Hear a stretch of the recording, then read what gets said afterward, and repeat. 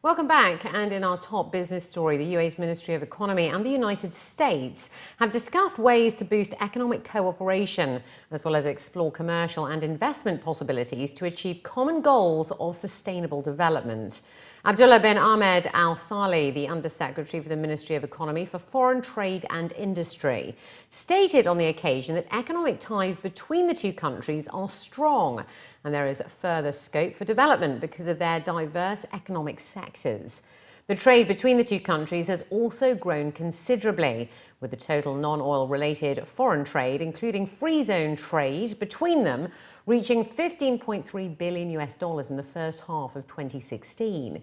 In 2015, it was around $27.9 billion, with the US ranked as the UAE's third biggest trade partner and second biggest exporter to the UAE. It is 11th on the list of countries importing from the UAE. Al-Saleh added that the number of commercial American companies registered with the Ministry of Economy until the end of 2015 reached 310, excluding free zone companies, as well as 668 commercial agencies and 41,487 trademarks. The Ministry of Education held 3 meetings with American officials and economists at its headquarters, where Al-Saleh received Stuart Jones, who's the Deputy Assistant Secretary for U.S. Department of Commerce, and his accompanying delegation. As SMEs represent nearly 94% of total companies operating in the UAE, leading consultancy firms highlighted the role that SMEs can play in kickstarting the growth of the UAE economy. While stating that SMEs have a strong business model to achieve growth, leading consultancy firms such as Metis Management Consultancy, who offer expert advice to SMEs on setting up their businesses, highlighted that the segment is challenging a tough balancing act, but is well diversified and time-tested over the past economic cycles.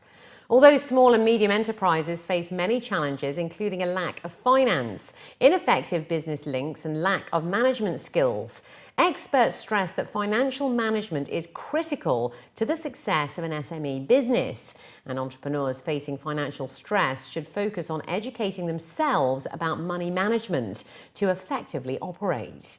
While over 400,000 SMEs in the country contribute nearly 60% to the UAE's GDP, a figure that is expected to increase to 70% by 2021, business advisors suggest that recent initiatives like the new SME rating system in Dubai, where small and medium-sized enterprises could find it easier to tap funding and get paid quicker by government clients, will greatly inspire more startups and young entrepreneurs to set up businesses.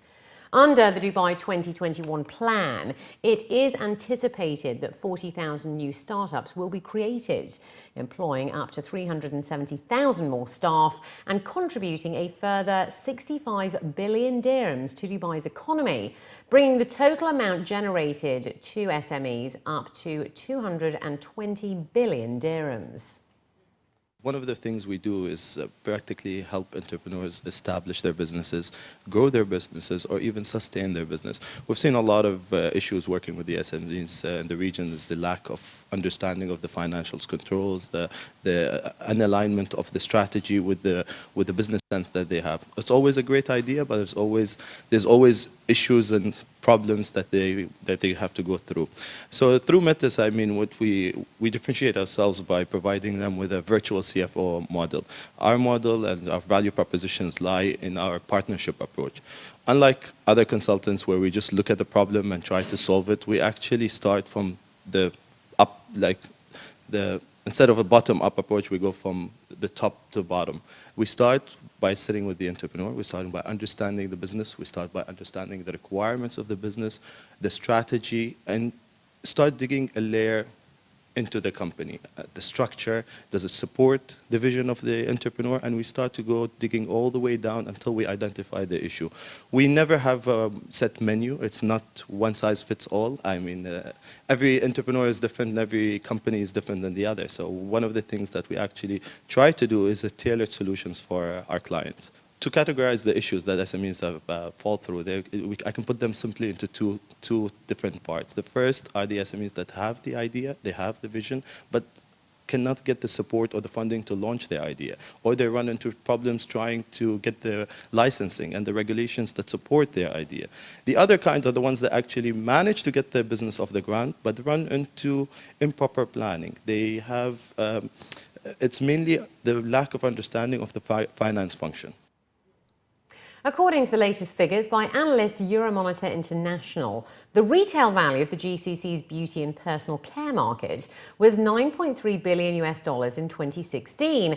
That's an increase of 10% over 2015. Strong growth is expected over the next 4 years as consumers look to collectively spend $13.6 billion on their personal well-being in 2020. The figures include bath and shower products, colour cosmetics, fragrances, hair care, men's grooming, skin care and sun care, while regional growth is driven by a young population that has high awareness of fashion and beauty. Consumers here in the UAE spent $2.1 billion on beauty and personal care in 2016. That's according to the latest data from EMI, with this set to rise to $2.7 billion by 2020. The top 5 categories are fragrances at $642 million, colour cosmetics at $400 million, skincare and men's grooming both at $300 million, and hair care at $283 million. The figures were released for the return of this year of Beauty World Middle East, which takes place from the 14th to the 16th of May at the Dubai International Convention and Exhibition Centre.